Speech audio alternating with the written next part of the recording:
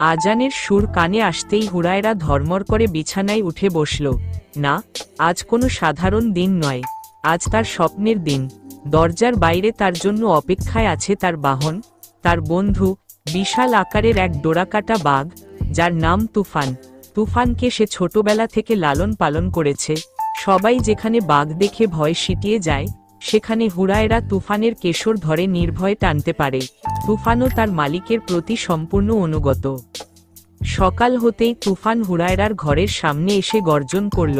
সে এক মুহূর্ত দেরি না করে বেরিয়ে এল। হুর রে বাঘ আমার বাহন, আমি বাঘের পিঠে করে বিদেশ ভ্রমণ করব।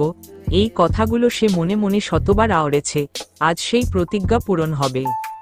তুফানের পিঠে জিন পরানো ছিল, যা হুরায়রা নিজেই তৈরি করেছে। তাতে বসার জন্য নরম কুশন আর লাগেজ রাখার জন্য বিশেষ থলে।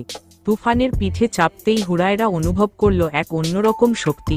তারা প্রথমে ছুটল পূবের দিকে, সূর্যোদয়ের ঠিক উল্টো দিকে। তাদের প্রথম গন্তব্য ছিল হিমালয় পর্বতমালা। বরফে ঢাকা চূড়াগুলো তুফানের কাছে নতুন কিছু নয়, কারণ সে হিমালয়ের পাদদেশেই বড় হয়েছে। কিন্তু হুরায়রা মুগ্ধ হয়ে দেখল চারপাশের অসাধারণ দৃশ্য। বাতাসের তীব্র ঠান্ডা আর বরফের সাদা আস্তরণ তাদের যাত্রা আরও রোমাঞ্চকর করে তুলল। এরপর তারা পাড়ি জমালো চীনের মহাপ্রাচীরের উদ্দেশ্যে। তুফানের শক্তিশালী পা তাকে দ্রুত গতিতে এগিয়ে নিয়ে চলল। মহাপ্রাচীরের উপর দিয়ে উড়ে যাওয়া এক দারুণ অভিজ্ঞতা ছিল। হাজার হাজার পর্যটকদের ভিড় দেখে তুফান একটু অবাক হলেও হুরায়রার ইশারায় শান্ত থাকল। প্রাচীরের উপর থেকে তারা দেখল চীনের বিশাল বিস্তৃতি।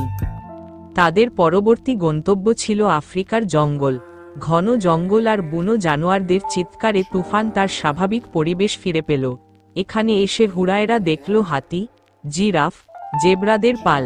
তুফানের পিঠেই সে এক ভিন্ন জগতে বিচরণ করল, যেখানে মানুষের পা খুব কমই পড়ে। দিনের বেলায় তারা বন্যপ্রাণীদের কার্যকলাপ দেখত আর রাতে গাছের উপরে বানানো অস্থায়ী ছাউনিতে বিশ্রাম নিত। এভাবে তারা পেরিয়ে গেল মিশর, গ্রিস, ইতালি, ফ্রান্স, এমনকি সুদূর আমেরিকাও। স্ট্যাচু অফ লিবার্টি থেকে আইফেল টাওয়ার, সবই হুরায়রা দেখল তুফানের পিঠ থেকে। তুফান কখনো উড়ল বাতাসের উপর দিয়ে, কখনো দৌড়ালো মরুভূমির বালির উপর দিয়ে, আবার কখনো সাঁতার কাটল প্রশান্ত মহাসাগরের বুকে। এই দীর্ঘ ভ্রমণে হুরায়রা শুধু নতুন নতুন দেশ দেখল না, সে শিখল বিভিন্ন সংস্কৃতির মানুষের জীবনযাত্রা। দেখল কিভাবে প্রকৃতি আর প্রাণী একে অপরের সাথে সহাবস্থান করে। তার বাঘ বন্ধু তুফান তাকে শুধু পথ দেখায়নি, শিখিয়েছে অদম্য সাহস আর আত্মবিশ্বাস। অবশেষে বহু মাস পর তারা ফিরে এলো নিজেদের চেনা ভূমিতে। হুরায়রা যখন তুফানের পিঠ থেকে নামল, তার চোখে তখন ঝলমল করছে এক নতুন দিগন্তের স্বপ্ন। সে জানত এই ভ্রমণ তার জীবনের শ্রেষ্ঠ অভিজ্ঞতা হয়ে থাকবে, যা তাকে শিখিয়েছে অসম্ভবকে সম্ভব করার মন্ত্র।